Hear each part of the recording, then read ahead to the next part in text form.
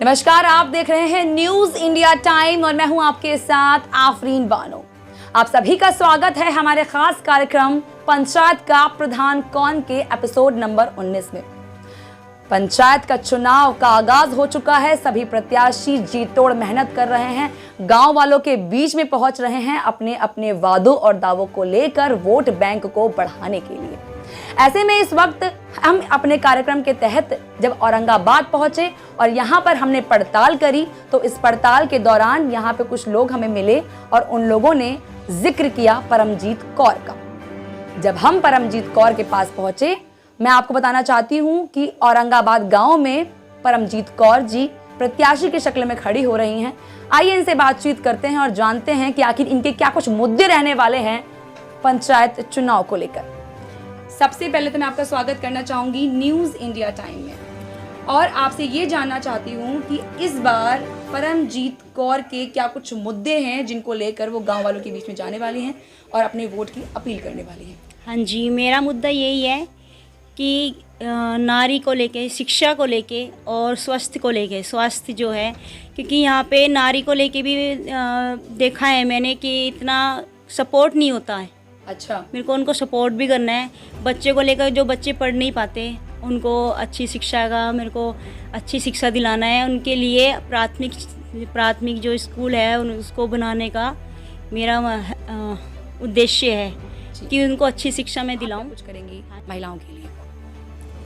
मेरा उद्देश्य यही है कि नारी को सपोर्ट करना, क्योंकि मैं खुद एक नारी हूँ, तो इसलिए जैसे मैं चाहती हूँ मेरे हस्बैंड मेरे को सपोर्ट कर रहे हैं, मैं चाहती हूँ कि नारी को यहाँ पे सब सपोर्ट करें, उनको आगे लाए। महिलाएं जो होती हैं वो आत्मनिर्भर नहीं होती हैं और ये बहुत बड़ी वजह है। आप उन महिलाओं के लिए कुछ ऐसे रोजगार लाना चाहेंगी जो उनको आत्मनिर्भर बनाएं? हाँ जी, मेरा उद्देश्य तो यही है कि नारी अपने पैरों पे खड़ी हो सके। जो मुझसे होगा, मतलब जितना भी मैं सहयोग कर सकूँ नारी का, मेरे को वो करना है। अच्छा, ये बताइए आप कहाँ से हैं? हाँ जी, मैं इसी गांव से बिलोंग करती हूँ। अच्छा, आप इसी गांव की बेटी हैं, तो ऐसे में तो आप अपने गांव की समस्याओं को बखूबी जानती होंगी, करीब से आपने यहाँ की समस्याओं को देखा होगा। हाँ जी, मैंने बिल्कुल देखा है। अभी बचपन से इसी गांव से मैं बिलोंग कर रही हूँ। कितना विकास हुआ है आपके गांव का? मुझे नहीं लगता कि कुछ विकास हो पाया है, क्योंकि वादे तो सब करते हैं कि हम आपके लिए ये करेंगे, बट तब करते हैं जब वोट मांगनी होती है। तो क्या यही वजह है जो परमजीत कौर जी खड़ी हो रही हैं इस बार? हाँ जी, मेरा उद्देश्य यही है कि जानना चाहती हूँ कि अक्सर होता ये है जब भी महिला सीट होती है तो प्रधानी का तो चुनाव होता है, वो तो महिला लड़ती हैं, लेकिन जो चेहरा होता है वो उनके पति का होता है और प्रधानी भी उनके पति करते हैं। पर परमजीत जी आप भी ऐसा करने वाली हैं क्या? नहीं, मेरा तो ऐसा कुछ है नहीं कि प्रधानी मतलब मेरे हस्बैंड करेंगे, ऐसे नहीं। आज तक मैंने जितनी योजनाएं देखी हैं उसमें प्रधानी उनके हस्बैंड ही करते हैं, मोस्टली करते हैं, बिल्कुल ही वही करते हैं। लेकिन मैं नहीं चाहती कि इस बार जो योजनाएं हैं कि उसमें भी हस्बैंड करें। नहीं, शक्तिकरण के लिए करना, शिक्षा के लिए, स्वास्थ्य के लिए, वो मैं खुद करना चाहती हूँ, क्योंकि मैं खुद एक एजुकेटेड हूँ। तो मैं नहीं, क्या शिक्षा है? अगर आपने एजुकेशन का जिक्र कर ही दिया है तो मैं आपसे ये जानना चाहती हूँ कि आप कितने शिक्षित हैं?